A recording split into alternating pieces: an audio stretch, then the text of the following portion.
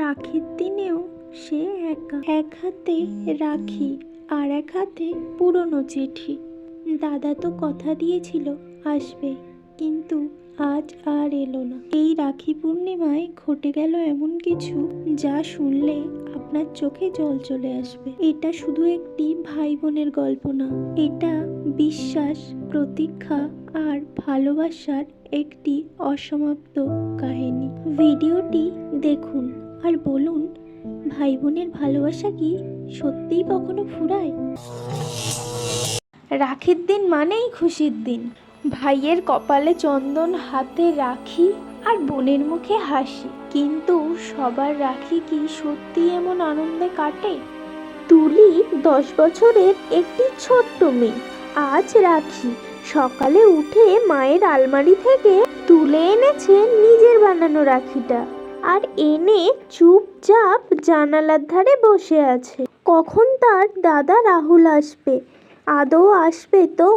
1 বছর আগে এই দিনে রাহুল বলেছিল, দেখ তুলি, এবছর যা হয়ে গেছে গেছে, আর তোর হাতে বানানো রাখি না পড়লে আমার তো রাখি অসম্পূর্ণ থেকে যায়। পরের বছর রাখির সময় আমি ঠিক আসবো। সেই কথা মনে রেখে তুলি গুনতে থাকে দিন, তারপর মাস আর বছরও পার হয়ে যায়, আর চলে আসে সেই প্রতীক্ষিত দিন। তুলি জানে যে আগের বছর এই দিনে তার দাদা তাকে কথা দিয়েছিল যে সে আসবেই, তো তার দাদা আসবে।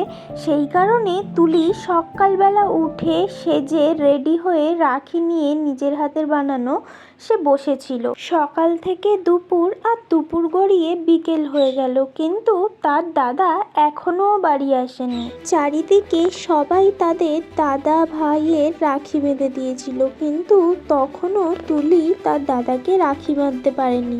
এইসব ভাবতে ভাবতে তার চোখে জল চলে আসে, তার রাখির সুতো ভিজে যায়। এদিকে তার মা তুলিকে ডাকছে খাওয়ার জন্য, কিন্তু তুলি কিছুতেই খাবে না। তুলির মা বাবা অনেক বোঝায়, তোর দাদা এখন বড় হয়েছে, এখন সে চাকরি করে বিদেশে, সে আর সেই ছোট্ট রাহুল নেই যে তুই যখন চাইবি তখন তোর কাছে চলে আসবে, সে এখন অনেক ব্যস্ত। কিন্তু তুলি কিছুতেই এসব কথা শোনে না। তবুও তুলি বলতে থাকে, না, দাদা আমাকে কথা দিয়েছে, ও আসবেই। এই বলে তুলি রাখি এবং সেই পুরনো চিঠি নিয়ে সেখানে বসে থাকে, আর সেই চিঠিতে লেখা ছিল, এইবার তোকে সারপ্রাইজ দেব, রাখির দিন ছট করে হাজির হব। কিন্তু সারপ্রাইজটা যেন আজ আর আসে না।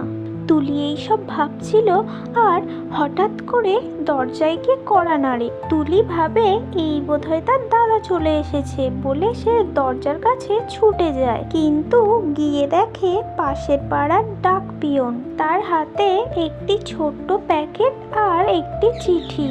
পিয়ন সেই চিঠির খামটা তুলিকে দেয়, আর তুলি নিয়ে ঘরের ভিতরে চলে আসে, আর প্যাকেট খুলে দেখে একটি গিফট আর একটি চিঠি, যাতে লেখা আছে, সরি রে তুলি, এবারেও পারলাম না, কিন্তু বিশ্বাস কর আমি যাওয়ার অনেক চেষ্টা করেছিলাম, কিন্তু ছুটিই পেলাম না, তবে তোর জন্য একটা গিফট পাঠিয়েছি, দেখ ওটা কেমন লাগে, আর তোর হাতে বানানো রাখি না পড়লে আমার রাখি অসম্পূর্ণ থেকে যায়, সরি রে, কিন্তু খুব শীঘ্রই আমি তোর সাথে দেখা করব।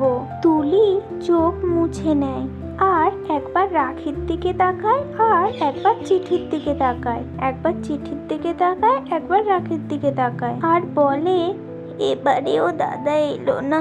তুলির দাদা দূরে থাকলেও তবুও তার ভালোবাসা পৌঁছে গেছে তুলির কাছে, কারণ ভাই বোনের বন্ধন তো শুধু শরীরের নয়, মনেও থাকে চিরকাল। তারপর আস্তে আস্তে রাত হয়ে যায়, আর তুলি ঘরে চুপচাপ মন খারাপ করে বসেছিল, আর হঠাৎ করে কলিং বেল বেজে ওঠে। তুলি যেহেতু জানতো যে তার দাদা আসবে না আজকে, সেই কারণে কিছু না মনে করে কে এসছে দেখার জন্য দরজাটা খোলে, আর খুলেই দেখে তার দাদা তার সামনে দাঁড়িয়ে আছে। সে বিশ্বাস করতে পারছিল না, সে ভাবছে যে আমি স্বপ্ন দেখছি, কিন্তু না, সে সত্যিই দেখছিল, তার দাদা সত্যিই এসেছিল।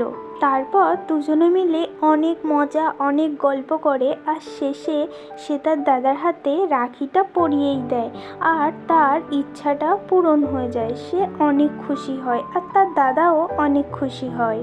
আচ্ছা, তোমরাও কি তোমার দাদার জন্য অপেক্ষা করে আছো? তাহলে কিন্তু কমেন্ট করে জানিও, হ্যাঁ। আর তোমার দাদাকে কি বলতে চাও সেটাই কমেন্টে লিখতে পারো।